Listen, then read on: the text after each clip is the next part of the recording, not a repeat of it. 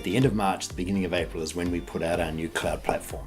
We have one client on that platform through the month of April, and they've been very, very happy. We're thrilled with the way it's gone. The uptime has been 100% during that period of time, and the client is transacting a real property management operation on that platform today. So if we talk about the roadmap for Console's cloud platform, we can think about it in terms of quarters. For this next quarter, we'll be inviting larger agencies onto the platform during the period from up until July. And it'll be by invitation only during that period of time.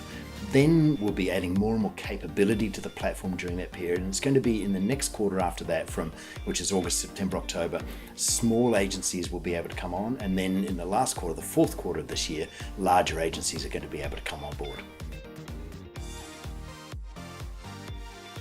One of the things we've done on the Console Cloud platform is we've been very thoughtful about having a look at the processes that people do and operate inside of property management. A good example of that is that end of month reconciliations for trust accounting always used to happen at the end of the month.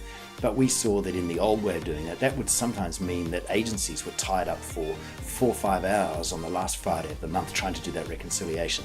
In our new platform, you do the reconciliation every time you enter a transaction. It's done automatically. That means there's no more end of month reconciliations in our new platform. And that's just one little example of us looking at how the world is different than it used to be.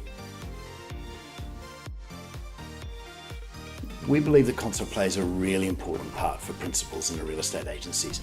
Principals increasingly see their rent roll as the core capital value of their business. They're looking to say, for example, when we look at the demographics of principals in Australia, they're looking for that rent roll to be their superannuation, something that they can sell later on. If they're able to be efficient and effective in that rent roll operation, then clearly that rent roll operation is going to be more valuable to them a little later. Our role is to partner with them in making sure that operation is as efficient and effective as it can be.